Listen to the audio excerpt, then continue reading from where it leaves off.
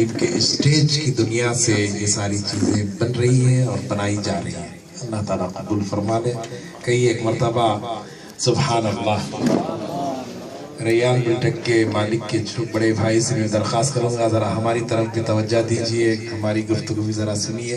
کئی ایک مرتبہ سبحان اللہ. السلام علیکم ورحمۃ اللہ وبرکاتہ. الحمدللہ رب العالمین والصلاة والسلام علی رسولہ الکریم.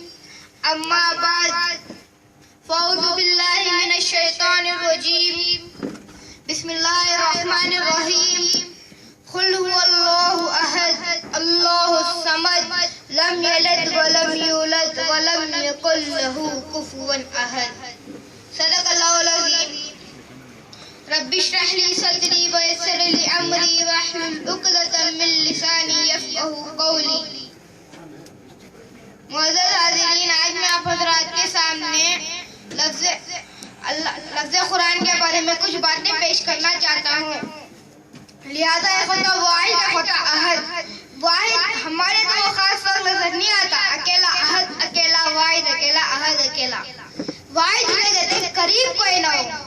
میں کہہ سکتا ہوں کہ اسپیس کوڈ کا میں واحد مالک ہوں, اس میں میرا کوئی شریک نہیں, لیکن میں یہ نہیں کہہ سکتا کہ اسپیس کوڈ کا میں احد مالک ہوں. احد کسے کہتے ہیں؟ سوچنا چاہو تو سوچ نہ سکو اسے کہتے ہیں احد. دیکھنا چاہو تو دیکھ نہ پاؤ اسے کہتے ہیں احد. تصور میں لانا چاہو اور لا نہ سکو اسے کہتے ہیں احد. اپنے خیالات کی سواری تھکا تو بھگا کے وہ تمہارے خیالات کی پکڑ میں نہ آ سکے اسے کہتے ہیں احد. جس کو سمجھنا چاہو تو تمہاری سمجھ سے بالا تر ہو اسے کہتے ہیں احد. جس جیسا ہو ہی کوئی نہ ہو اسے کہتے ہیں احد. جس کا مثل ڈھونڈنا چاہو اور مثل پا نہ سکو اسے کہتے ہیں احد.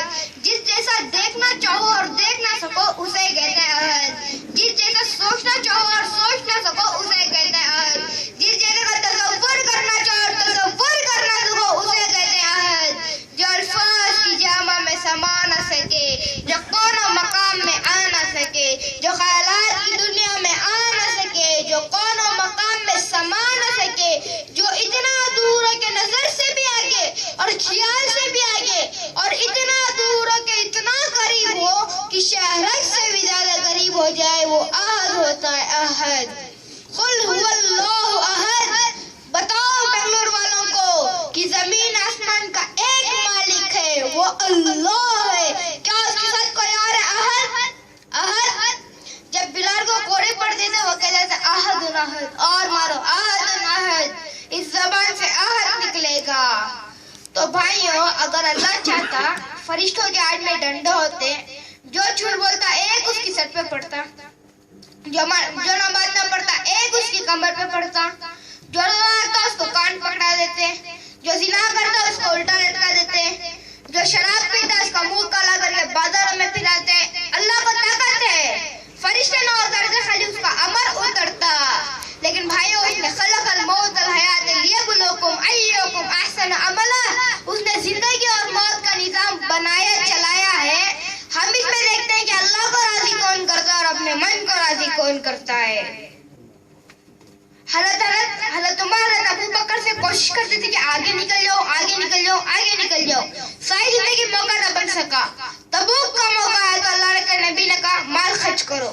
تو عمر کہیں گے آج میں ابو بکر کو کاٹ سکتا ہوں, آج میں اس سے آگے نکل سکتا ہوں, کیونکہ آج کل غریب ہے, میں مالدار ہوں, تو تھوڑا لینا میں زیادہ لوں گا تو میں بڑھ جاؤں گا. لہٰذا انہوں نے اپنے مال کا آدھا حصہ آدھا گھر میں رکھا اور آدھا لے کر آئے. ابو بکر نے جھاڑو پھیر دیا, جو کچھ تھا وہ سارا سمیٹ کے لے آئے. جب دونوں پراپرٹی سامنے رکھی گئی تو حضرت عمر کی بہت زیادہ نظر آ رہی, ابو بکر کی بہت تھوڑی نظر آ رہی. لہٰذا حضرت عمر بڑے اطمینان میں کھڑے کہ آج جیت خطاب کے بیٹے کی ہے. میں قربان کے اللہ رسول تو جانتے کہ کون کیا کر کے آیا ہے, تو میں نبی نے سوال ہی بدل دیا, جو اس موقع کا سوال ہی نہیں. میں نبی نے پوچھنا یہ تھا ابو بکر کتنا لائے ہو, عمر کتنا لائے ہو, یہ اس موقع کا سوال ہے. لیکن اللہ رسول جانتے کہ کس کے مال میں وزن زیادہ ہے, تو میں نبی نے سوال بدل دیا. فرمایا عمر ما خلصت.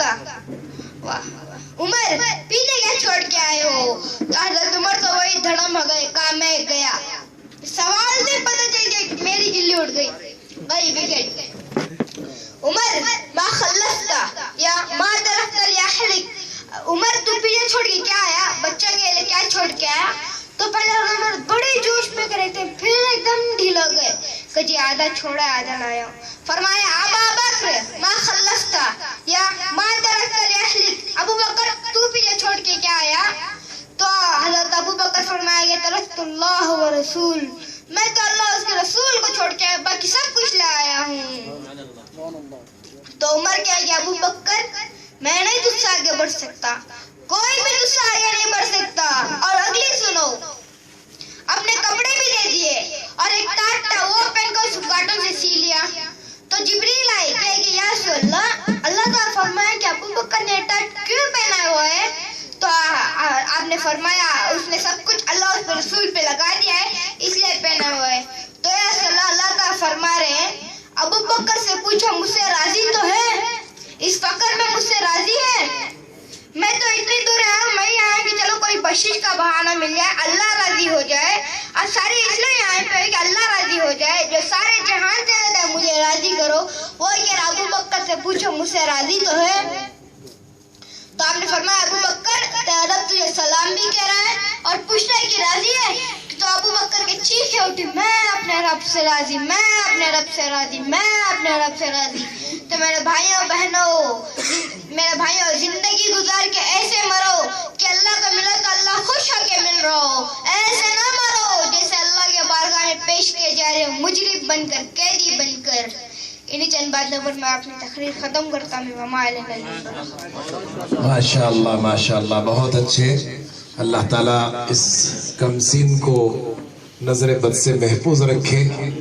جو ٹیلنٹ انہوں نے اڈاپٹ کیا ہے، بہت کم بچوں کے اندر یہ صلاحیت ہوتی ہے، اور ترقیات سے نوازے۔ قاری